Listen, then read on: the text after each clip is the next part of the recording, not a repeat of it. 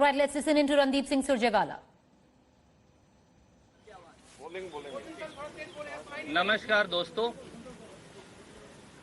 आज अखिल भारतीय कांग्रेस कमेटी के संगठन प्रभारी महासचिव श्री केसी वेणुगोपाल जी के नेतृत्व में राजस्थान प्रदेश कांग्रेस कमेटी के प्रभारी महासचिव पांडे जी के साथ और आदरणीय पूर्व केंद्रीय मंत्री श्री अजय माखन जी के साथ कुछ महत्वपूर्ण बातें आपसे साझा करने के लिए हम उपस्थित हुए। राजस्थान के पिछले 4 दिन 72 घंटे से अधिक के राजनीतिक घटनाक्रम से आप सब परिचित हैं। राजस्थान की 8 करोड़ जनता और देश परिचित है।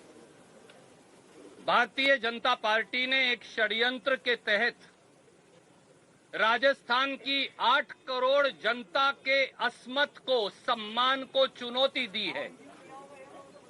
भारतीय जनता पार्टी ने एक साजिश के तहत संपूर्ण बहुमत से राजस्थान की बहादुर जनता द्वारा चुनी गई कांग्रेस की सरकार को अस्थिर कर गिराने की साजिश की है। भारतीय जनता पार्टी ने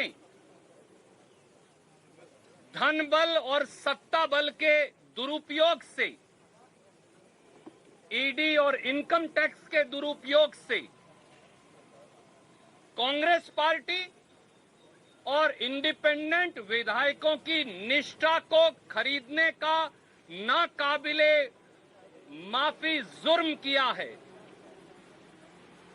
पूरे राजस्थान और देश ने देखा कि किस प्रकार से राजस्थान के मुख्यमंत्री अशोक गहलोत जी ने कहा कि किस प्रकार से राजस्थान के विधायकों को खरीदने की साजिश की जा रही थी।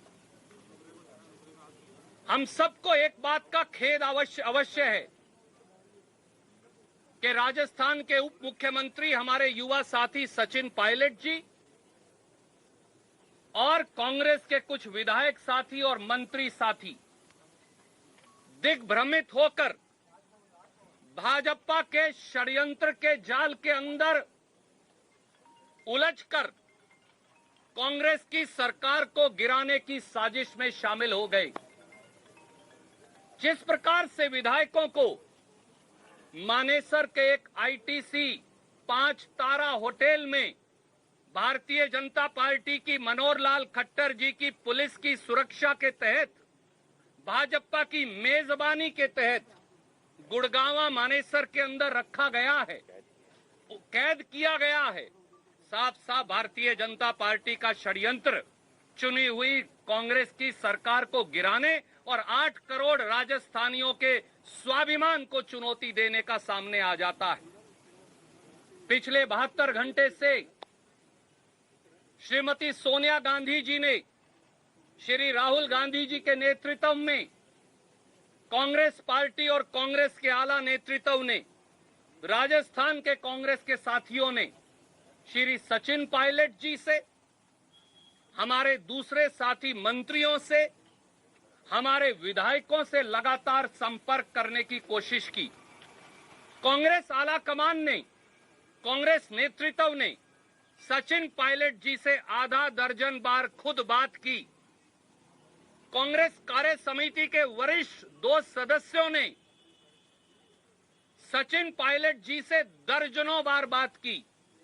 कांग्रेस के संगठन महासचिव जो प्रभारी हैं श्री केसी वेणुगोपाल जी ने अनेकों बार स्वयं श्री सचिन पायलट जी से बात की और आपके माध्यम से राजस्थान की जनता की ओर से, उस सेवा भाव की ओर से जो जिसे लेकर कांग्रेस की सरकार को चुना गया था, खुले मन से सोनिया जी और राहुल जी की ओर से हमने अपील की कि सारे दरवाजे सचिन पायलट जी और साथी कांग्रेस विधायकों के लिए खुले हैं। वापस आइए।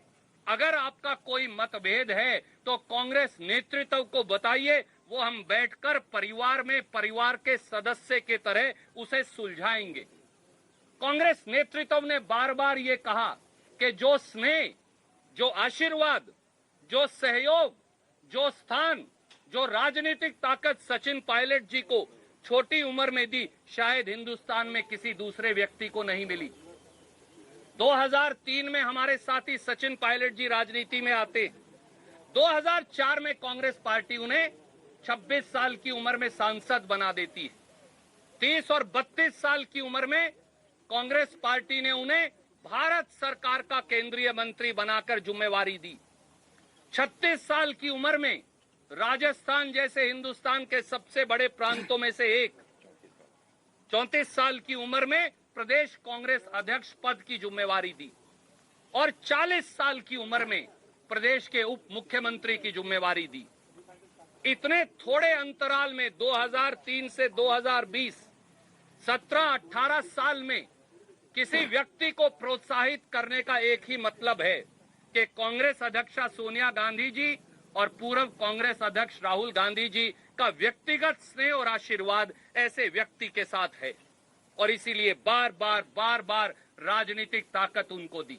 और पिछले 4 दिन में भी कांग्रेस नेतृत्व ने खुले मन से सारे दरवाजे खोलकर कहा, परिवार का सदस्य अगर रास्ता भटक जाए, सुबह का भूला अगर शाम को घर वापस आ जाए, शाम का भूला अगर आज सुबह भी घर वापस आ जाए, तो वो भूला नहीं कहलाता, वो परिवार का सदस्य है। पूरी बात सुनी जाएगी, हर बात का हल निकाला जाएगा। पर मुझे खेद है कि श्री सचिन पायलट और कुछ उनके मंत्री साथी वो भारतीय जनता पार्टी के षड्यंत्र में भटककर कांग्रेस पार्टी की जनता के द्वारा चुनी गई 8 करोड़ राजस्थानियों के द्वारा चुनी गई सरकार को गिराने का षड्यंत्र और साजिश कर रहे हैं। ये अस्वीकार्य है, ये किसी दल को स्वीकार नहीं हो सकता।